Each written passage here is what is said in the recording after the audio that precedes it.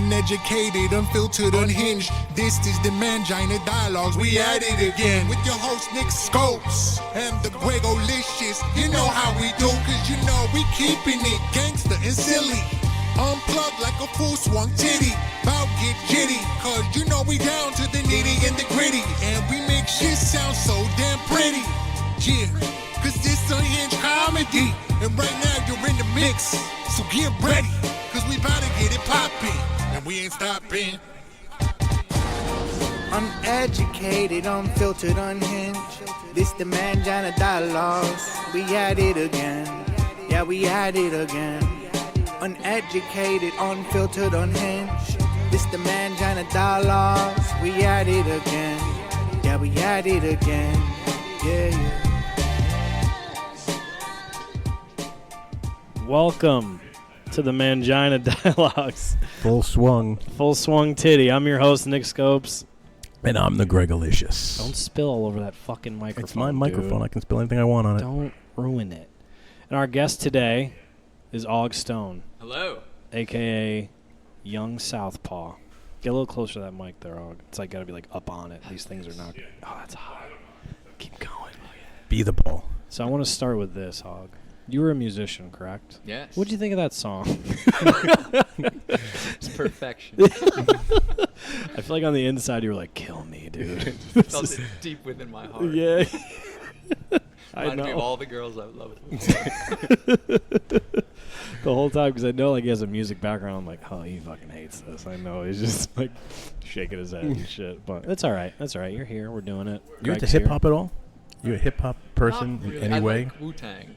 And Wu-Tang have made it into quite a bit of Southpaw stuff. Wu-Tang's for the children, says ODB at the MTV Music Awards. A lot of white guys like Wu-Tang. Yeah. Is that weird? That's a thing. Yeah. A lot of white guys like rap. Yeah, but it's specifically like Wu-Tang. Like, I know a lot of white kids are like, nah, man, new rap's stupid. Like, I just like, or like newer raps, like Drake sucks. It's like Wu-Tang. Like, they try to be like, you know what I mean? Not you. You were, because you're actually of the age where like, that was around. People that are my age were like 2 years old when fucking Wu-Tang came out. And they're assholes about Pulling it. the age card already. No one knows. No one's going to guess. He's such a dick. No one's going to go closer to this mic. I I'm was sorry. 2 years old in 1999. No, I'm saying kids that I know are like they're 23, and they're Why like, are you hanging dude, around kids? And they're like, that's where I work. And they're like, oh, dude, Wu-Tang was the fucking shit. I'm like, you weren't alive. Why Protect do you? your neck. Well, it's What do kind of you- like when I was growing up and like everyone was into Zeppelin. Like, True. you know, at like 13 and Zeppelin had ended decades ago. That's true. That's a But good point. Bringing up Drake, I know nothing about Drake or any sort of modern hip hop at all. Like friends of mine will watch me and get all the Southpaw references because it's music from when we grow up. But it's like if I were to try and do that with anything current, it would probably work a lot better. But I don't really care. You to got to pay do your attention. homework, bro. I know. I should really. Yeah, you know, it bothers me. Like, I work with a lot of kids in their mid-20s, too.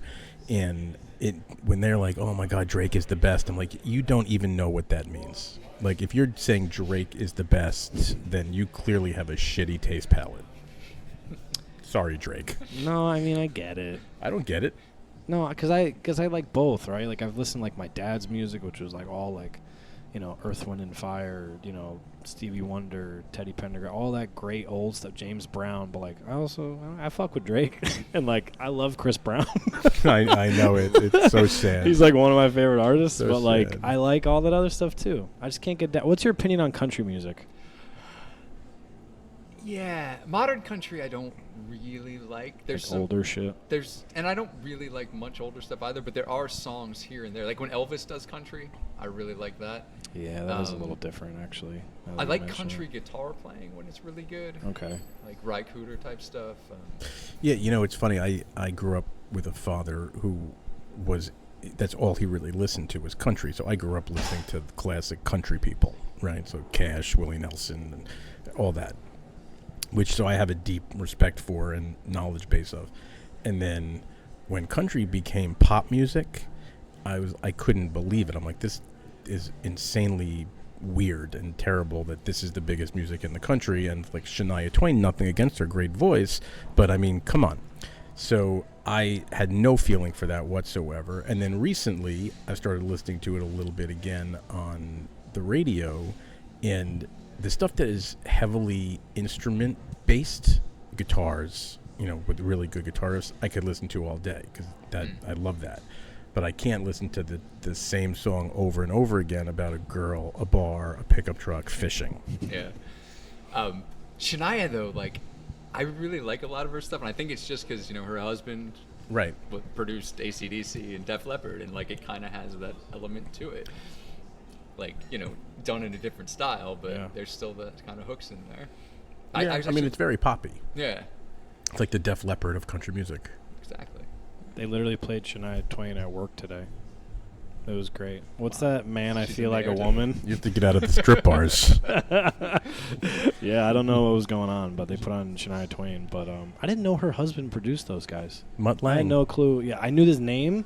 No idea that he did that. Oh, shit. Someone complimented me last night because I did a whole 10-minute bit on Def Leppard, and they were like, wow, you have Mutt Lang material. The only one that brings Mutt Lang into comedy. Unless it's talking about his hair from 1987. Are they still married? Do you know? I don't think so. Is he alive? What's up? He's like a strict teetotal vegan, which Oh, is amazing shit. that like he produced some of the greatest rock and roll ever.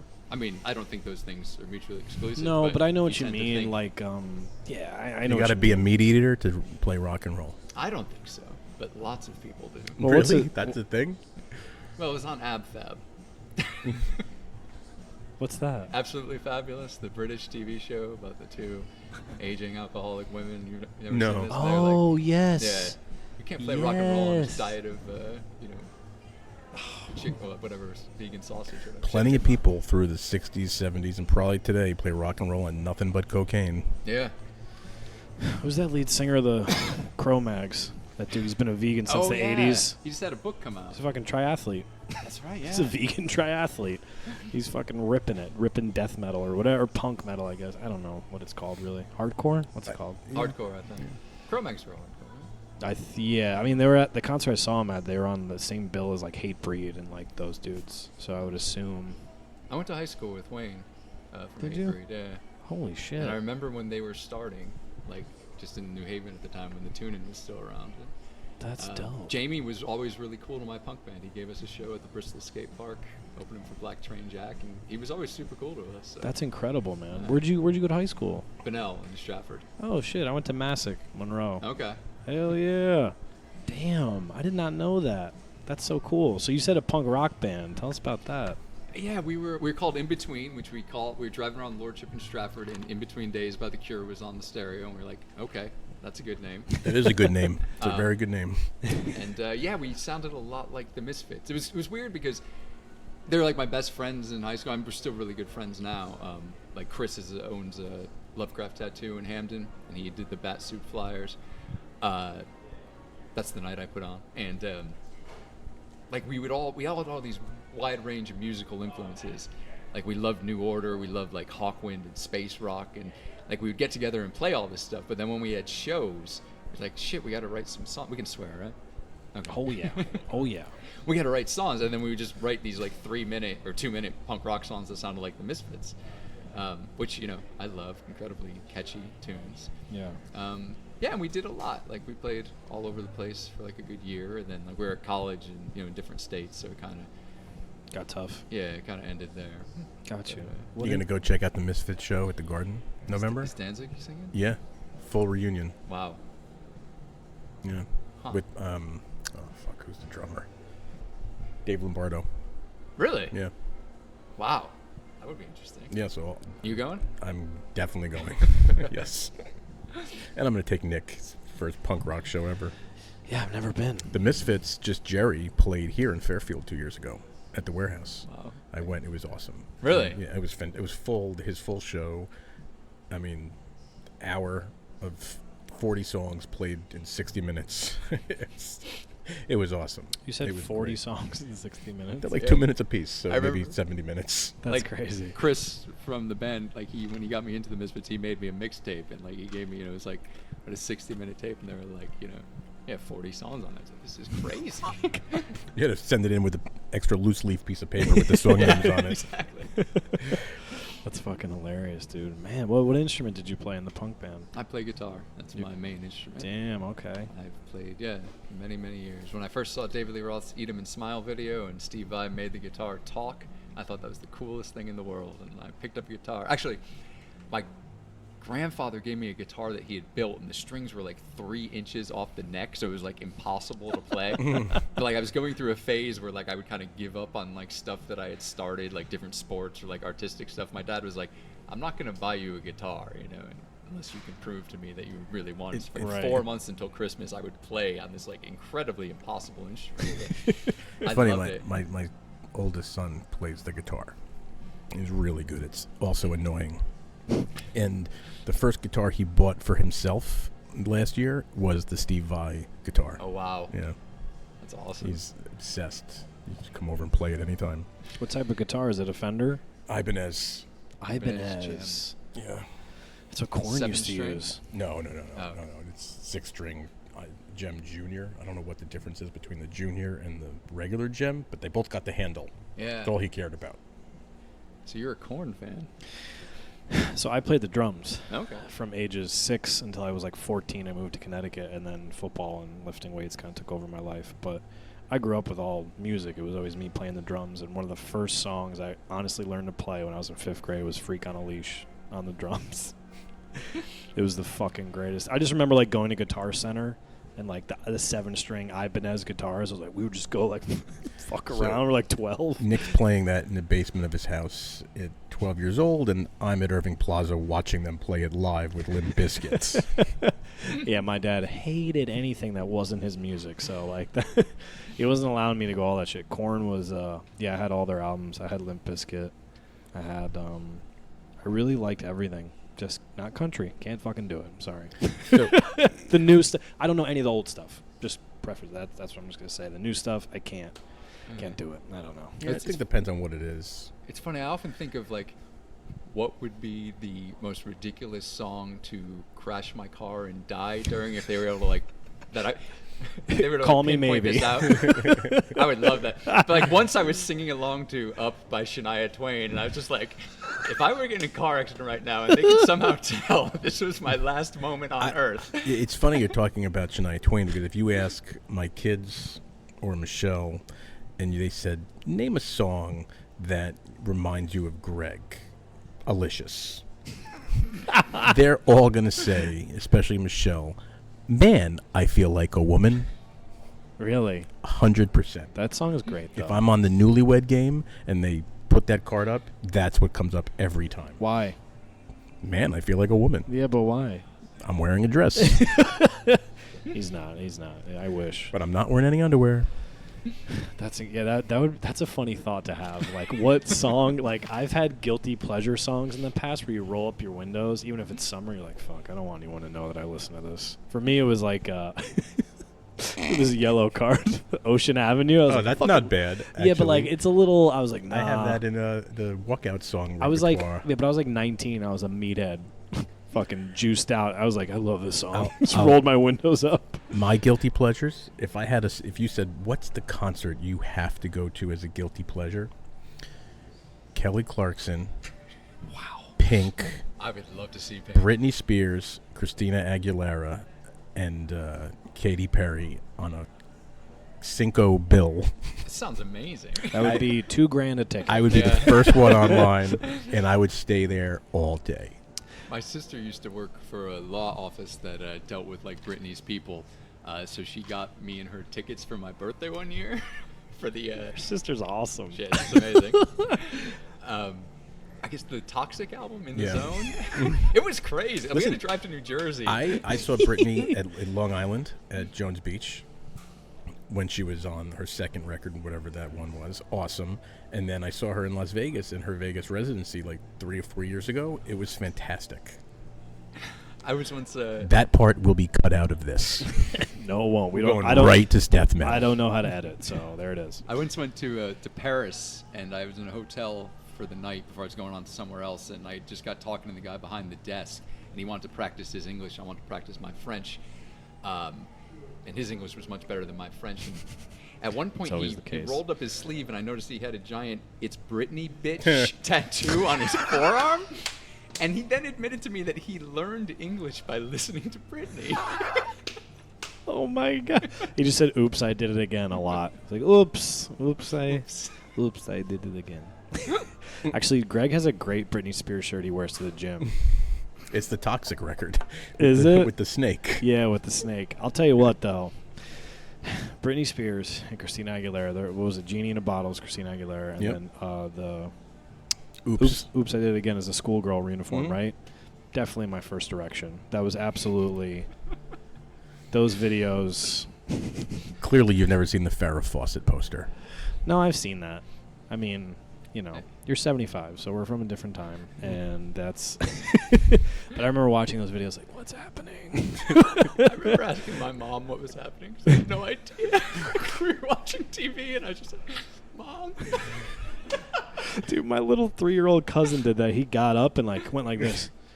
Oh my God! He just goes, "Dad, Dad." And he's like, his dad's like, take everything inside of him not to lose it. He's like, "It's okay, you're fine, you're all right." And then he's like, "Dad, Dad." And he just has like a little boner, and he goes, "You're gonna learn to love it. It's fine. You're good, son. You're fine."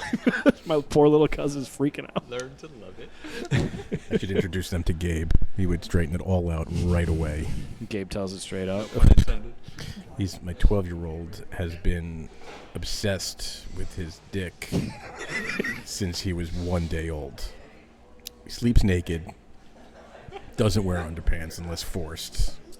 That's ballsy at 12. Literally ballsy. Yeah. It's ballsy. He had to go to the doctor a few weeks ago for a little checkup. One of his nuts is bigger than the other. And he was telling everybody that he was going to the doctor to get a penis enlargement. Dude, your son is awesome. I want to meet this kid, dude. He sounds like one of my friends. We're going to have him on. It'll be the best episode next to this one ever. I'm sure. That's incredible. Dude. It's amazing. God, boners. What a time, guys. We're really... I didn't know I was circumcised until many years later because I thought it was just a Jewish thing. So I was constantly looking at it being like, what do they snip off? God damn, you took that extra inch. And then, this is crazy, I remember my mom and aunt, were really surprised at this one time, and, my aunt mentioned, I think never having seen one unsnipped or something, and Oh, no. later, when someone told me that it looked like an egg roll, I called up my aunt and I was like, "Aunt Marsh, you know what you're talking about? You know what an egg roll looks like? Well, that's the picture you need." How right old there. were you? I don't want to say. It's last year. Legal drinking age. Yeah. Dude, that's incredible. Yeah. So, Og, you have you got some interesting background, right? You're different than a lot of the open micers. You're not a depressed white guy who talks about porn and jerking off and how girls won't sleep with them and Thank you. all this other crazy shit, right? So you have a music background. We cover that a little bit. Obviously, we'll get more into that. But kind of go into why the transition to comedy. What kind of got you there? It was something I'd always wanted to try, and when I was living in London, I lived there for about 10 years, and I got into writing comedy with friends of mine, and we wrote a short film called The Oxford Dons, which I thought was hilarious, and it was one of the most fun times I've ever had, making this thing. We were at a club one night, and I was wearing an 80s Miami Vice-esque blazer, Yes. and my friend Jamie was wearing a tweed jacket and a bow tie, and our friend Pippa comes up to us and says, "Og, you look like something out of Miami Vice, and Jamie, you look like an Oxford English professor." And so we proceeded to get really drunk, and then the next day I called up Jamie. I was like, "We should really do something with this idea." So I played Don Johnson, a blacklisted CIA agent who goes to London to find Professor Donald Fox, a professor of 18th century Albanian poetry. And together we solved crimes.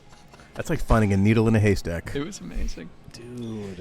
And it was November when we shot it, and for some reason I wanted to have girls in bikinis out on the hill where we were filming, enticing us into the bushes, and girls voluntarily, offered to be in bikinis in freezing cold weather for I was us. going to say in London? Yeah. That's impressive. God damn. Did they have teeth? Or did they have good teeth? You weren't looking at their teeth? It's fine. So you said... go ahead. So from there, yeah, And we wrote like a radio play and did like a half-hour thing live on the radio, which was super fun. And I'd always wanted to try stand-up. Like for years, I've been thinking about it. And then 2018, it was just like, I gotta pull the trigger on this. And like I had 2 New Year's resolutions. One was to learn to stand on my head, like yoga style, which I learned pretty much right away. And I do it every day because it's like super relaxing to help me get to sleep. Interesting. Yeah, it helps so much. Greg, try it. I'm going to. Greg has trouble sleeping. Yeah, I did it for years, and then like I still take like melatonin and everything, but this, like, all the blood just flows down and you feel super relaxed. And then my other one was to try stand-up for the first time. And I came up with the idea of Young Southpaw when I moved from LA to Nashville with a stop in Florida for a couple months in between. And when I was driving up to Nashville from Florida, I stopped in Augusta, Georgia, because Who's Live Anyway was playing there. And it Right. was Dave Foley from Kids in the Hall was on that tour. And I loved Greg Proops and Jeff Davis, and it was awesome. And Augusta has my name in it, so I was like, this is going to be amazing. There you go. And like, I think it was that day that I just started, because my voice has always kind of drifted into a southern drawl at points for reasons I cannot explain. And I was just like talking to myself in the car a lot. And I just started recording some stuff, and like over the next couple of days, Southpaw was born. And I wrote like this whole story that I recorded and then put out on Bandcamp at the end of August. And then I realized, hey, I've got some material now. And heck, it's getting toward the end of the year. I still have to go out and actually perform it live. So this is where it gets even weirder.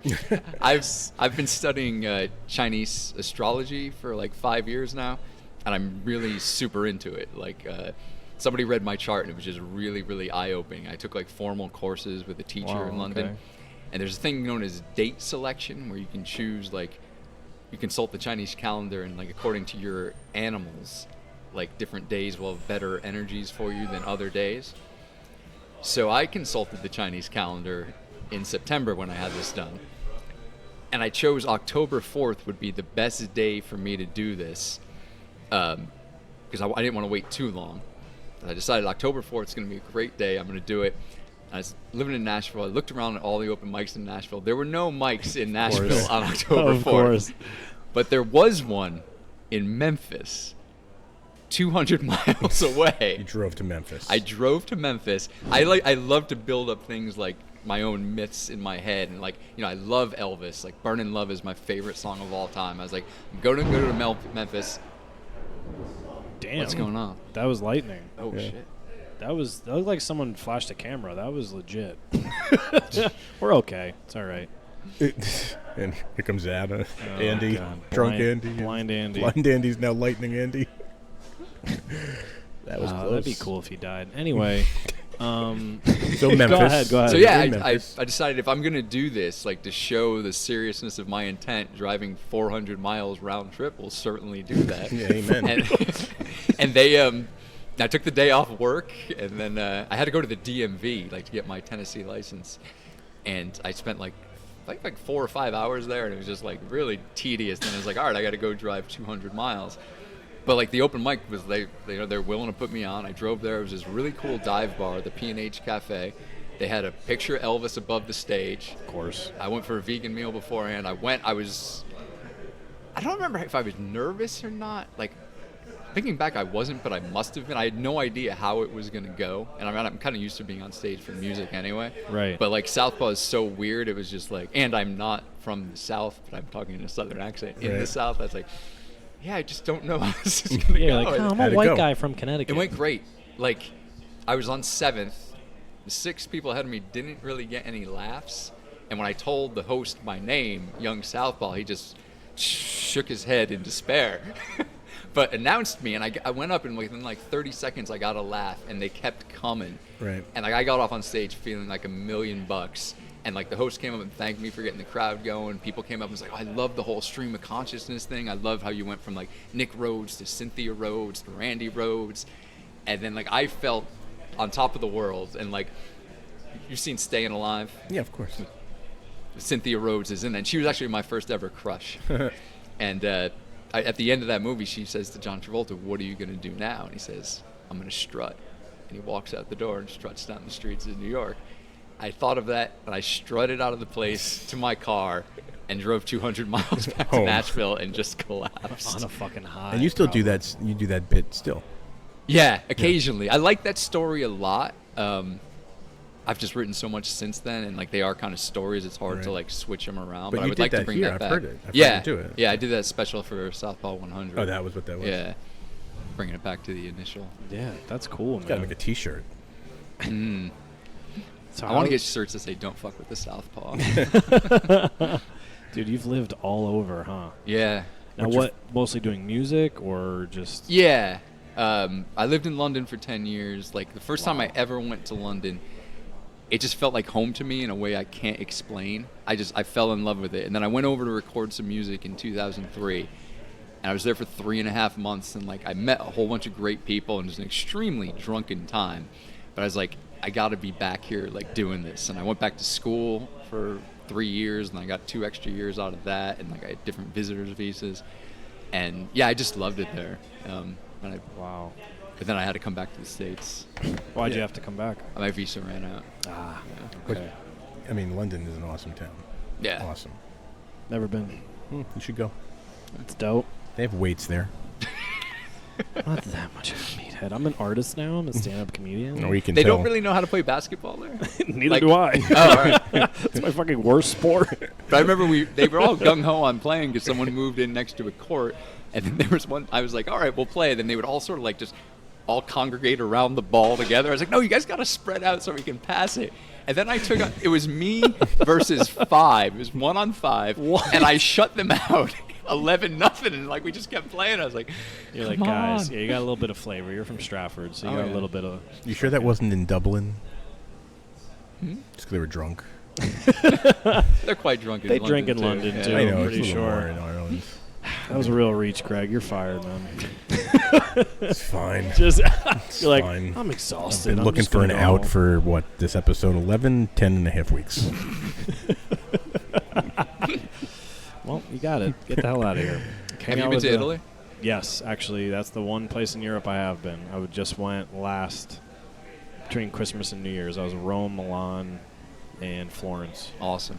I haven't been Dope. to Milan, but Rome and Florence. Milan's are- like New York City. Oh, really? I wasn't like, oh my god. Like, Florence was dope. Rome was dope. Milan is you feel like you're in New York. I'm like, okay, this is cool. You're Very so cool. cultured. I feel like you're in But New York. Milan, no, you do. It's like fashion, right? There's Oh, cities, yeah. shit ton of homeless people. I didn't realize that. Like, Oh. they're way more aggressive in Europe too. Really? Here, they're just like right across from the Stress Factory. They're just talking to a trash can, zoned out. But like in Europe, they're like, hey, they like come up to you, try to sell you shit. A musician guy I know has a story about being in Paris and seeing 2 homeless people 69ing. Dude, can we make that a Southpaw story? I was traveling in Europe, right? Some shit like that. Saw these 2 homeless people 69ing. Closest I've come to that is I saw a hobo, 69ing homeless person? hobo taking a shit in a parking lot in Boston. That's it. Saw it. Oh my god, it's downpouring anyway. That's fucking crazy. Holy shit. Oh, that's intense. Right, dude? Came out of fucking nowhere. Anyways. There was a storm here one of the Mike nights, too. Was Yeah. that? Yeah. Oh, it was bad. That think was like- a good night, too, for Yeah. Mike. I was like, fucking no one's going to come. That I was freezing. I'm That was pissed. Southpaw 100, actually. Was it? Yeah, and like we were driving down, and all the roads were like blocked off, and I couldn't get over the highway. Yeah, that was a bad storm. Yeah, This this looks place like it's- flooded. Yeah, Shit. this looks like this place is about to flood, too. It's all right, though. It's just the kitchen. We'll be okay. They can make chicken wings anywhere. So, like, it's because it's interesting, right? Because, like, you got the Southpaw character, right? Mhm. And again, it's so different than anything at the open mic because, like I said before, a bunch of guys were all talking about our dicks and whatever else, right? Oh yeah, Um, I know. How do you? You're like, yeah, I know, It man. wears on you. I know it's pretty shitty.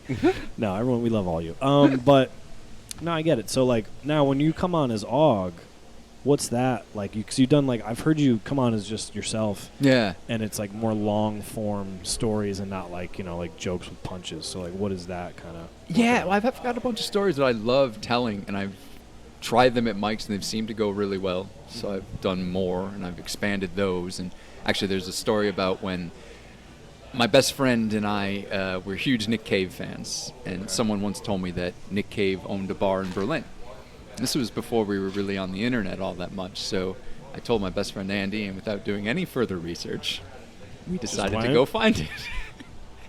And we thought we'd just show up in Berlin and say, "Where's Nick Cave's bar?" Someone would point, and we'd go get drunk for 10 days, and it would be amazing. But no one knew what the hell we were talking about. And because we hadn't prepared, it was extremely difficult.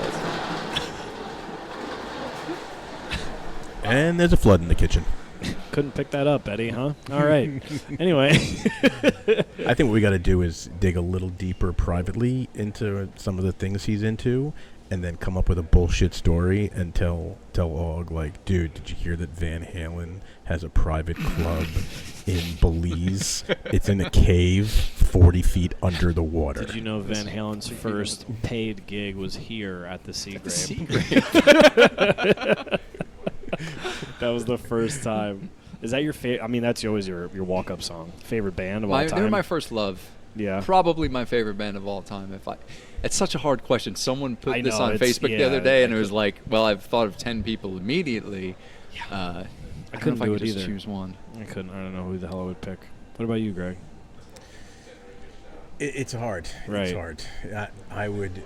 My two would be two very different bands. It would definitely be Van Halen and the Grateful Dead 1 and 2. I mean 1 and 2. There's two versions? Well, no. They'd flip-flop depending on the day. Oh, I see what you're saying. Not the Okay. Grateful Dead #1. I was like, there's a number 2? Why? Because Jerry died and they fucking replaced him? So it's Grateful Dead 2. I was like, why did they do that? It's so dumb. Shows what I know. I'm a fucking idiot when it comes to that shit. I don't know anything about the Grateful Dead. We had that conversation online about David or Sammy. Oh, yeah. And I just don't know. I can't wrap my mind around anyone that could look at it objectively and say the best years were the Sammy Hagar years. Yeah, no. Unless you were, I don't even know, 7. But I mean, I don't get it. I don't know how it's. And I love Sammy Hagar. I love. Yeah, 5150 is a great album. The next 3 aren't well. There's some great songs on for Unlawful Common Knowledge, but the next 3 aren't really strong albums. Oh, you wait 1, 2. There's really not much there. Yeah. You know, 5150 is fantastic, top to bottom, pretty much. But I remember when they did that Sam and Dave tour. yeah, I went. Yeah, Great Woods. No, Hartford. Okay, I went to Great Woods, and I remember being in line for the bathroom, and I saw this guy I went to college with, and I yelled, "Hey, Jamie," and he was like, "Hey, Og." You know, we hadn't seen each other in years, and he was like, "Who are you here for, Sam or Dave?" And like that question genuinely shocked me, that anyone would be there for anyone other than Dave. And then this started. I said, "Dave, of course." This started a big argument in the line for the bathroom. Like everyone's yelling at each other, getting really into it as to, like, who's better. And actually, that night, Sammy Hagar was better than Dave. He was just much more funny. He had Michael Anthony with him. Gary Sharon came out and sang. Dave was like really pissed off. I would agree that Sammy as a solo performer, like on Dave as a solo performer, Sammy wins hands down as far as his performance, everything outside of the first David Lee Roth solo record, Eat 'Em and Smile, and then even the second one, Skyscraper. Those bands were awesome. Yeah. You can't really compete with that. But that tour, no question, was Sammy the better act to me. But I'm not comparing that. I'm comparing the records that came out under David or Sammy, and I don't see it. I don't know how you can look at it in any way, music, anything. The music changed so dramatically after Fair Warning, but so even more so after 5150. Then it just to me it really changed. Like there was so much more acoustic stuff in it, and it just didn't work for me. And it was, I think, driven by Sammy, right? So Really? I think so. I think Eddie Vocally. changed. Well, he changed in the 1984 stuff with all the keyboards and the synthesizers and all that. But guitar work was, I don't know. It's just something to me just totally button turned. Yeah. Actually, I think I was really pissed off that night, too, because Dave cut Unchained from the set, which I think is the greatest rock song ever written. And, like, Those don't were the do weird that. years, though, for Dave. Yeah. That was a weird bunch of years for him because you may not even remember, he put out a movie. Do you know what I'm talking about? I haven't seen it. I've heard, and like I got to find the right times actually. And it sucks because I'm sure I threw it out, but I was given a tape of that on VHS when I had my music magazine back around that, whatever that was, 2002 or 3, and it was like watching something that someone did 100% on acid. Right? I'm not kidding. And I wish I still had it, and I don't think you could even find it anywhere to watch it because it was insanity. Like midgets and weird music. I mean, he's a weird dude. Weird dude, but this was off the charts weird. Like the Kiss movie, like, and then whatever that movie Xanadu when you're thinking about like music and shit. Oh, yeah. This was so far gone. It was like a Clockwork Orange of if someone I don't know. It's a bad analogy, but it was ridiculous. But it was that time, and David's hair was he was weird, coming out in gold suits, and it was just weird. The whole fucking thing was weird. He's a weird guy, man. Did you see him on Rogan? I didn't. I want to. I need to see that. I listened to the Mark Maron interview, and that is fantastic. Like On Mark Maron's podcast. Yeah. You mean? Okay, yeah. he has like all these crazy stories about like what drives him, and like you're listening, you're like, wow, this isn't how do you get that to that? But like, and like Mark Maron even says like his stream of consciousness is insane. Like it's really tough to follow. And I was listening to going. Did you ever listen to South Dave Park. when he did the morning show in New York after No. Stern? A bit. I don't. Yeah. I did for a while, and it was just like a ramble, just the inner workings of David Lee Roth's mind. And he had a weird sidekick, and the whole thing was very strange. Dude, he's a strange dude. He's. Yeah, I don't know much. Like, first of all, let me just say, never heard Sammy Hagar and Van Halen. Never heard one song of theirs. I only know David Lee Roth. That's so impossible. I'm gonna have to check that out. It's a beautiful It's state impossible. of being. But it's impossible. I don't know. I mean, if you mention a song, I may have. But Right that's now, probably. That was Oh, everywhere. that fucking song. Pound cake. I don't know. Finish what you started. Definitely right now. Yeah. Yeah, that was okay. See, I listened to Best of both worlds. I was telling him my 3 songs that I listen to before every night of comedy is "Looks That Kill" by Motley Crue first, then "Panama," Yes. and then "Live Wire" by Motley Crue. Wow. In that order. A Panama sandwich with Crew as the Every- bread. That's amazing. Every time. That's what I listen to on the way to I Stress love Factor. that. On the way here, I have to listen to it every time. But yeah, dude, go watch David Lee Roth on Joe Rogan, because again, this isn't my era. I didn't know him. I didn't know the movies he made. Watching him like talk to Joe Rogan and Joe Rogan trying to follow him, I was like, dude, this guy's fucking insane. He's covered, by the way, in Japanese tattoos. Yeah. Like those legit, like covered. Fully. He has a company that's like to keep the ink. Oh, right, He has yeah. like that lotion company he was promoting. I didn't know his dad was like a little doctor, an eye doctor. I Yeah. should have got surgeon. into the hair business. It's just like he was saying things and like going. Yep. I was like, what the fuck is he talking about? I couldn't like keep it straight at all. His uncle owns one of the most famous rock bar clubs in New York City from the 60s, Cafe Wa. You've talked about it before. You've been there, right? I used to spend lots of weekends there. Have you been there, Og? I never have. I've walked by it a bunch, but Yeah. I've never been inside. We used to go because you could drink underage. Okay. They never carded anybody, and we would just go watch the house band and get pitchers of beer and 17-year-olds. You are 17-year-olds getting 17-year-olds? So Yes. you said? Okay. I was like, you went to go get 17-year-olds. That's cool, man. Fucking weirdo. Where's the dump button? Yeah. There's the dump button here Jeffrey somewhere. Epstein. All right, man. So, damn, that's wild. Yeah, just go watch the fucking David Lee Roth thing. You'll be like, is he okay? Like, that's what you're going to be saying the whole time. I'm gonna start listening to Panama before I go anywhere. I should just listen to it when I wake up Before you every leave day. the Like, house. It really Dude, gets that- you pumped. Dude, that first, like, right when, like, the beginning and then whatever, and then right when he goes, ooh, and the fucking drums hit, you're just like, oh my God, I just want to run through a fucking wall.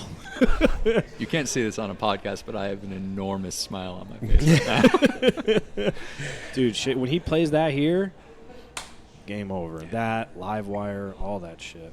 That's why, like, as much as I like all the bullshit, I do like some good stuff, guys, all right? Don't judge me over here. If it was up to me, I would play nothing but 80s 80s rock. era metal. Rock. There's whatever you call nothing, it because these it's days. dude, the reason why I listen to it, people ask me, like, why do you listen? Like, it's the perfect balance of getting you pumped up, but also to have a good time.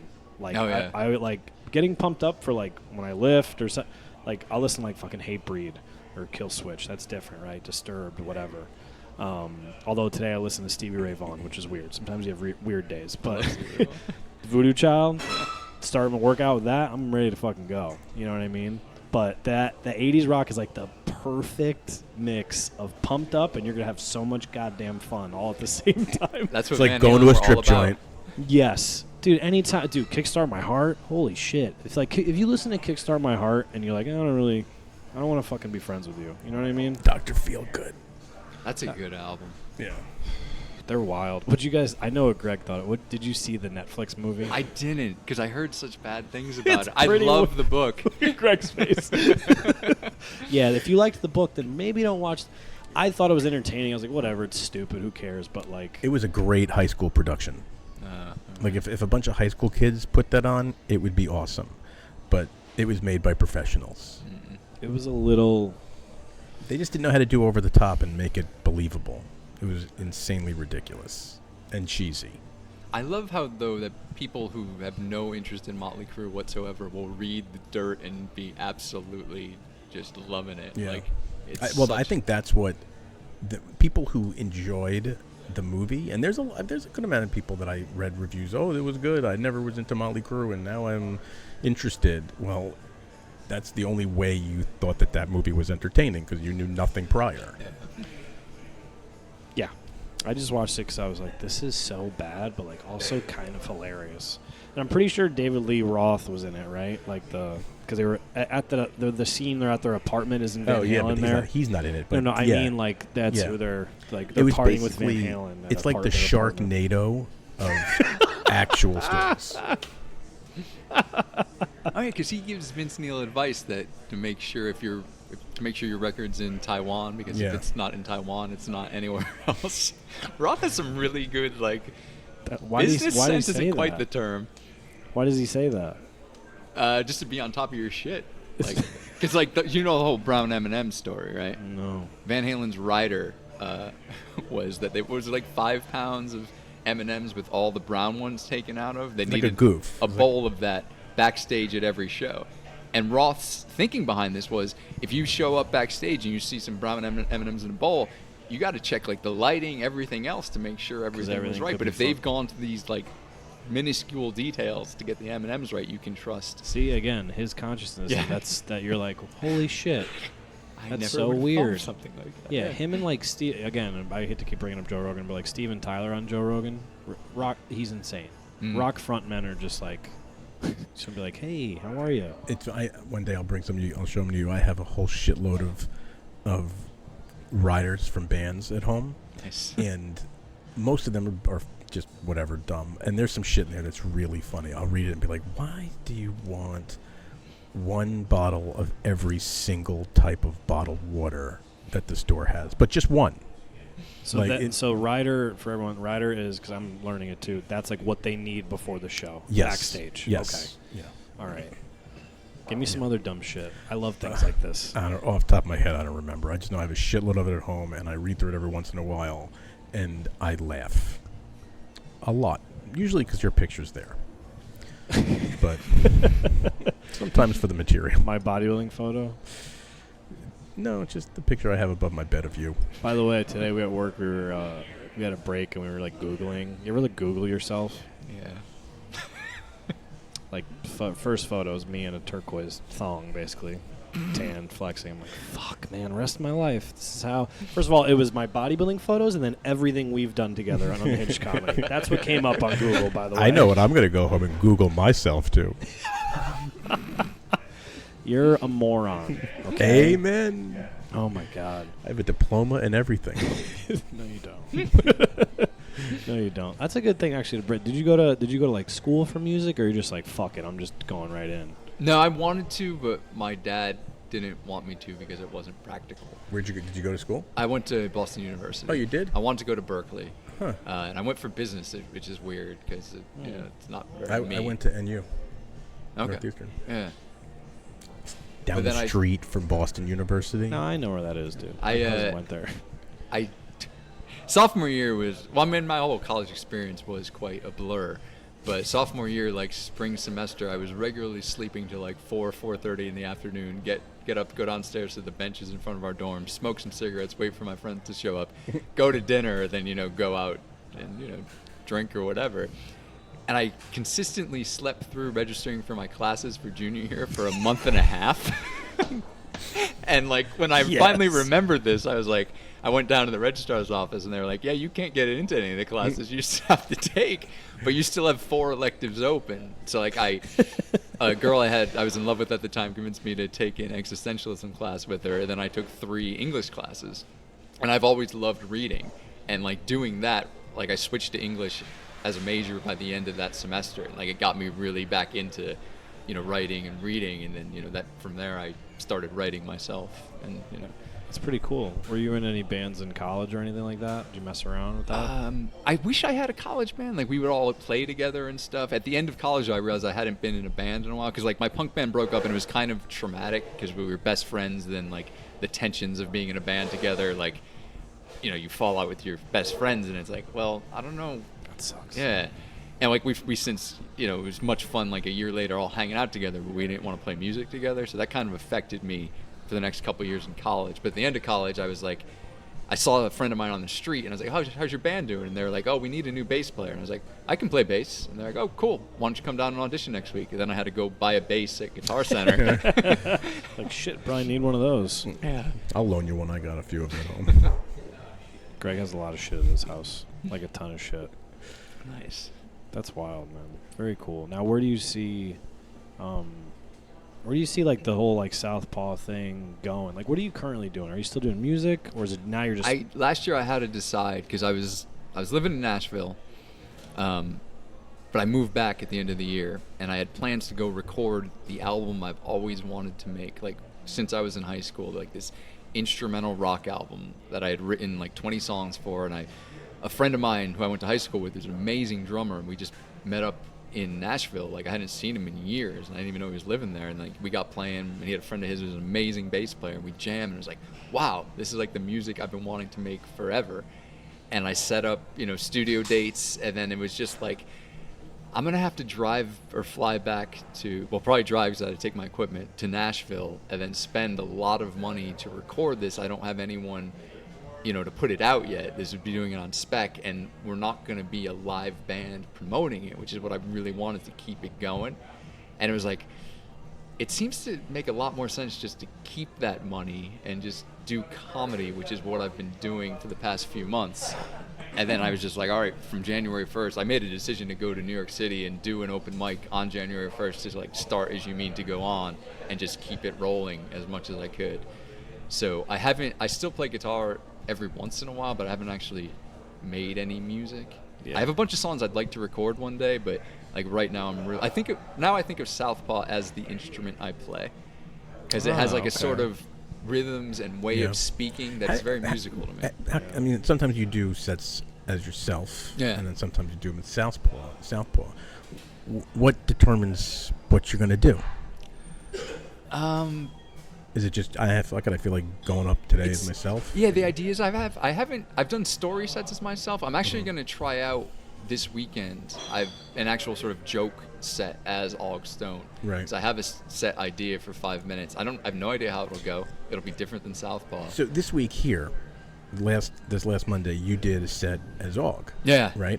So, but it was. I don't mean any disrespect at all, but. What's the difference, the main difference between those sets and the Southpaw sets? Because they're both story-driven. Yeah. Southpaw is more ridiculous. The stuff I talk about as me is all real-life stuff. Like, it was weird. I came off stage, and a woman came running up to me. She's like, that was a great story, but you should change the city. Yeah, you told me And I was like, what do you mean? She's like, well, no one knows what Luxembourg is. And I was like, but it really happened in Luxembourg. She was like shocked. And you're the one that went there that year. So yeah, I mean I did that here because I'm doing the whole Nick Cave's bar story, which is probably going to be between 20 minutes and a half an hour. I'm going to try and get it more toward 25, but I think I can go longer. And I want to do a date in Connecticut, but we're doing one in Brooklyn on October 5th. And Mega and Brooke are on the show, and actually Kate Willett and Rob Cantrell, who are really excellent comedians, are going to do stories as well.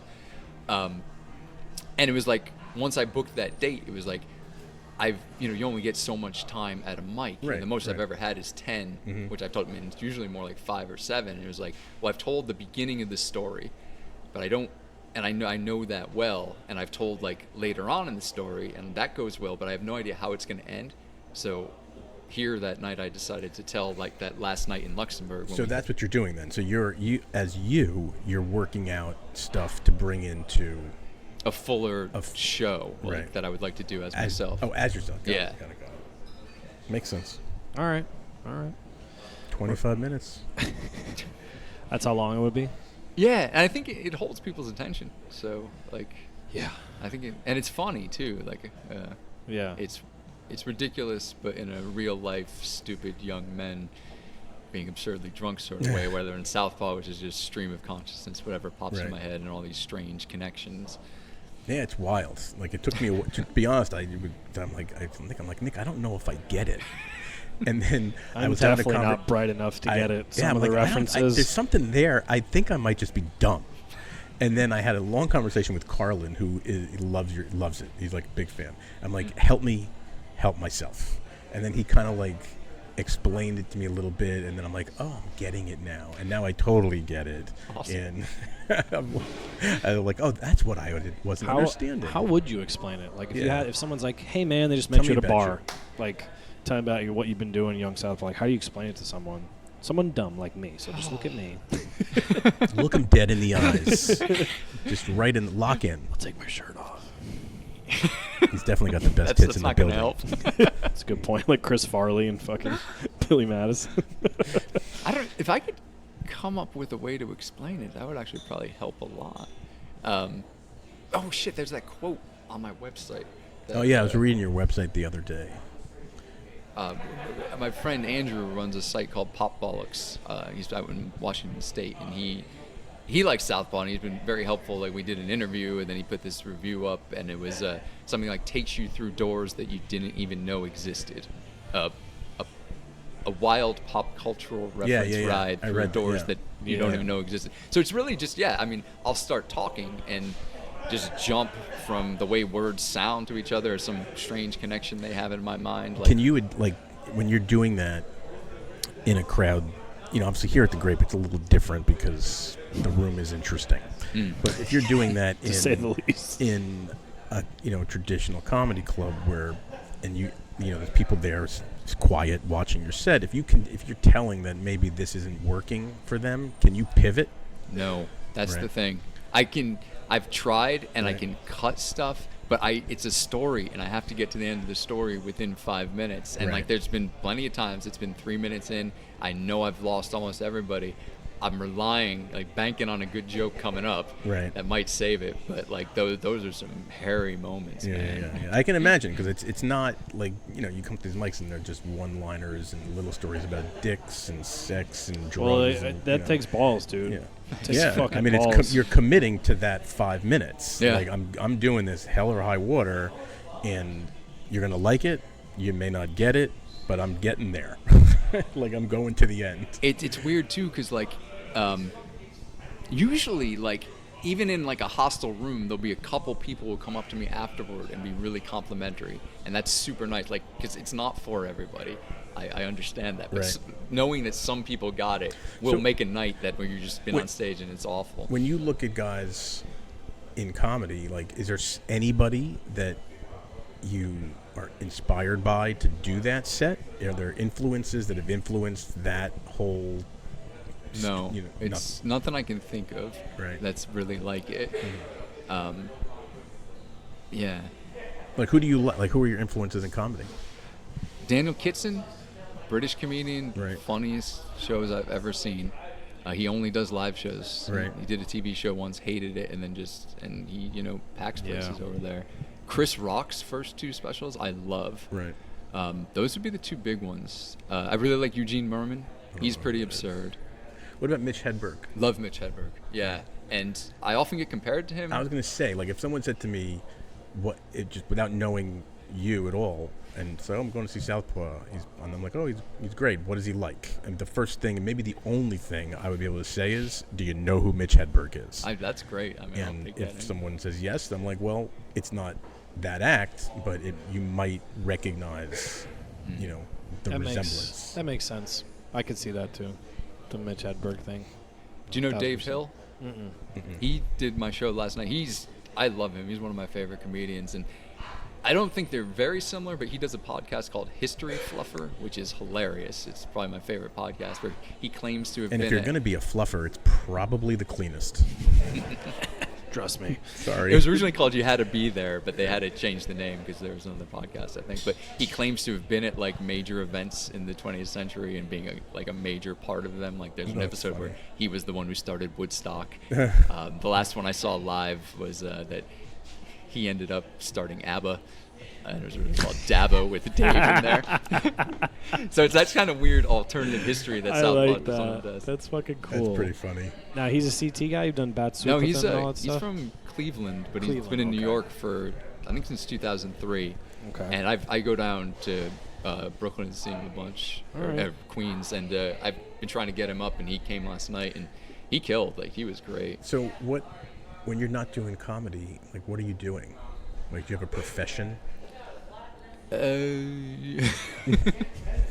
Fluffing? No, I'm a writer. Like I did journalism for years. I still occasionally do it. Right now, I am looking for like proper work. Right. But yeah, writer, I would say. Got it. Gotcha. Makes sense. All right, we're coming to that golden hour mark. Wow. We usually ask people to plug all their stuff. So, like, one of the things I wanted to start with, though, is, like, the Bat Soup thing. If you could get into, like, the name. Also, I love the posters. When you said the tattoo artist did it, I was like, that makes sense. Yeah. Like, because that's exactly what that shit looks like. But if you could, like, get into that, plug your website, everything you Okay. got. Oh yeah, youngsouthpaw.com. I've got a bunch of stuff up there.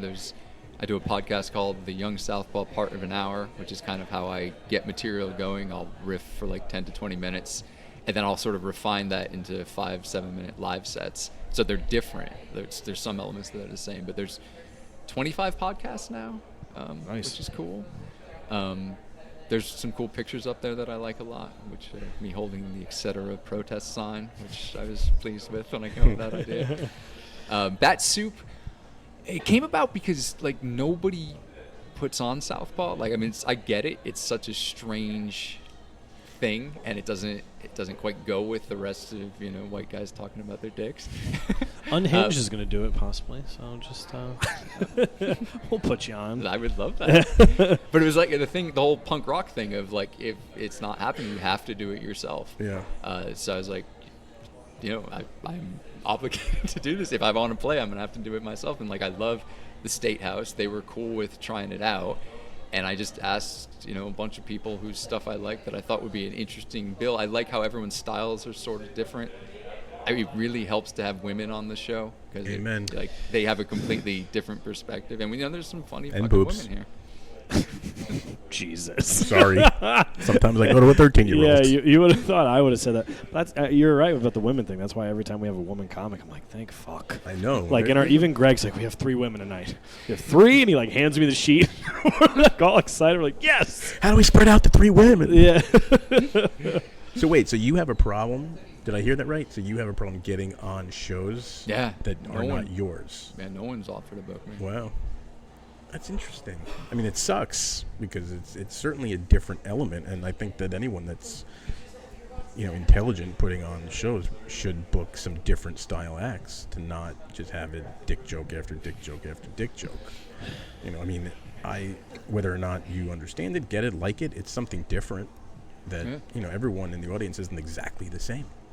So anyone out there that books shows, you should book this guy. Yes. I'm cheap. No, I'm very expensive. Just play some Van Halen. David Van Halen. Play Van Halen. Just get a bowl of kale or something like that. Whatever you vegans. That's my writer. Asparagus. Just a big bowl of kale in 1984. Boiled Vinyl. potatoes. What's your favorite vegan meal? Because I know nothing about this. Oh man, there's a place called Jungle Cafe in Brooklyn that I go to every time before I do a show there. or even anywhere in New Their York name City. doesn't scream vegan, though. No, and they hung up bat soup flyers, which also doesn't help. They were People really are like nice about it. fucking protesting. Bad soup. God damn it. They're vegan bats. Yeah, they're vegan bats. Made of tofu.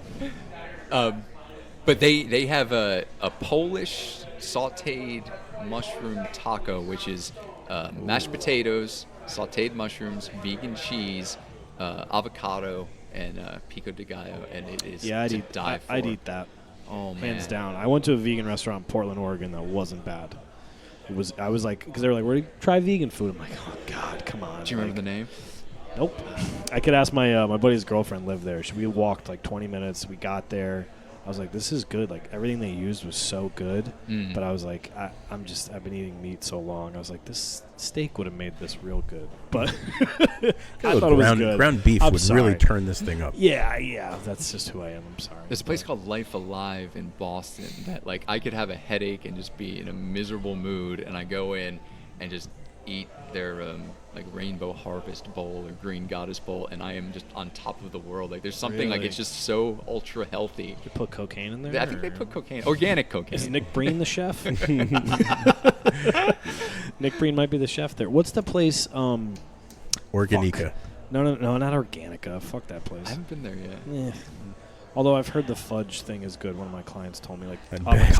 avocado fudge or Really? something like that. Avocado fudge? Yeah, like avocado, but with cacao. I'm assuming. Weird gesture you're making. I don't know.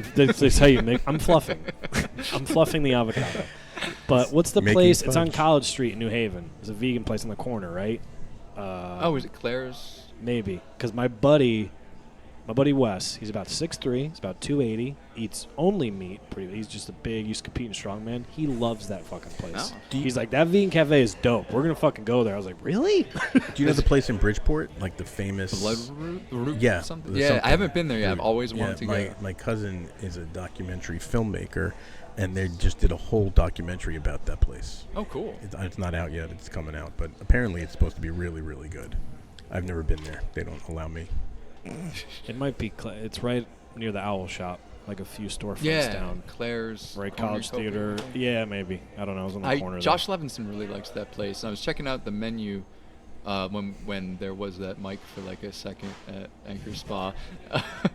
And they have like a wide variety of stuff. I'm gonna have to check it out. Mamoon's was always the place in New Haven, like because it's open till 3 every night of the year. And Is that the falafel place? Yeah. Yes. Dude, we just had Layla. You ever had Layla's falafel? Oh, where's that? It's in Westport, Okay. Trumbull. We literally at work for our work meetings once a month we get Layla's falafel. Nice. It's fucking great.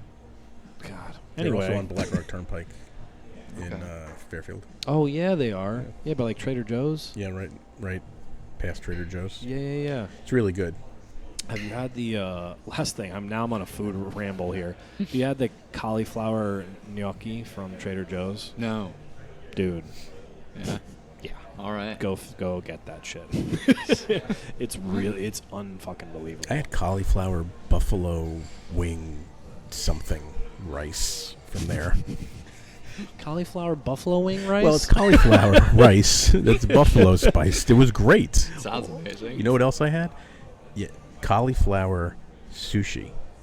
So instead of rice, it's Oh. cauliflower. Where'd you get that? Some little sushi like walk-in place by my office in Manhattan, and I haven't seen it anywhere else but there. But it was great, and I'm sure you can find it other places. So we've gone to the food section of the show. We should get some sponsors from all the great vegan places. Now we heard I'm tonight. fucking hungry. I'm about to go home and eat a steak, but it's okay. Yeah, so I'll plug all your stuff. You already did that. Are you gonna be at the Stress Factory tonight? No. Okay. Well, I'm gonna. I wanted to see if you were gonna be there, but guess not. But yeah, we'll wrap this thing up, dude. It's really great talking to you because we don't really get a chance to like. This flew by more than other podcasts, like getting to talk about music and like different shit and like a little less gay jokes, which was nice. Thank God. I feel more educated now. You know what I mean? Like I feel smarter. But for real, it No, was this was great cool, talking yeah. to you. And Thank you. we'll look forward to having you every fucking Monday at the Sea Grape, dog. Excellent. Yeah, this is great. All right, man. We're fucking out of here. You're gonna plug anything? Nobody When's cares. this coming out? That's what we got to I have decide. one more thing to plug. Shoot all. Do it. I wrote a book a few years back called Off License to Kill, which started off as a James Bond parody, but it's about James Vagabond of the British Drunken Secret Service. And he goes back in time to stop prohibition from ever happening. Love it. And I just thought this was the most ridiculous thing I've ever thought of. I have to make this a reality. So I wrote it, and it became, like, I wrote it when I was still drinking, and then I revised it, and it kind of became an ode to my drinking days. I got, like, all the great stories and ideas into it. 'Cause I always describe my drinking days as heroic. I honestly, I really like you, but I don't think I like you. Me? I know him. He has such great things to say. Right, dude? It's so aggravating. I'm just, God, you're So- smart. Brian Barganier also wrote an awesome book called The Liquor Store Chronicles about him working I at saw you post about that. a liquor store in Hartford, which just sounded like the worst place on earth. It's Hartford's pretty tough. The pretty liquor store terrible. in Hartford that, like, Which one? crack addicts would just hang out in front of. Is it all on the time. Farmington Ave? I don't think he actually says in the book, but it's kind of like I know. his diary of his 5 years working there, and it is hilarious. And me and him are doing a book tour, and we're doing a bunch of dates. We're still setting some up. We got one October 19th at QED in Astoria. We're doing AJ's Comic Shop on October 9th. Dexter's Tunes and Ales in East Hampton, Connecticut on October 11th. Okay. And we're just keeping on setting up dates. But yeah, it's going to be fun. We're going to read from each of our books, like answer questions and hopefully sell some, which would be nice. That's awesome. That's very cool. Good times.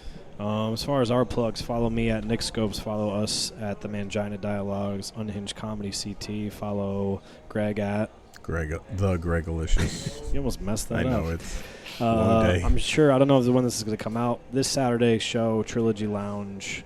It won't be out by this Saturday. Definitely. So never mind. So next Friday, Fairfield Craft Ales, Friday the 13th show, 7 p.m., $5 to get in.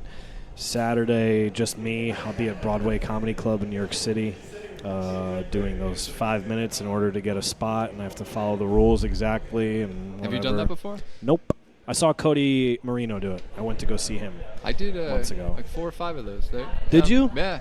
And doing Thoughts? Southpaw, some were really good. A couple just was to silence. But I mean, yeah, like New York City it's fun. would have a better shot. Like, I feel like people there would get it more. You know what I mean? And it's like a late night comedy crowd in New York City. So It it's like, starts at 6 p.m. But Oh, okay. like, these things, I don't know. We'll see how this goes. But got that. And then we have our new show, September 20th. Junction at North 7 in Norwalk. In Norwalk, yes. And there's a bunch of fucking people on that shit. And I don't know why these headphones are popping in and out, but it's driving me nuts. Anyway, we're going to go. Og, thank you for coming on, Thanks, man. guys. This was awesome. That's it. That's it, Greg? That's all she wrote. All right, love you guys. Bye. Live wire. Yes.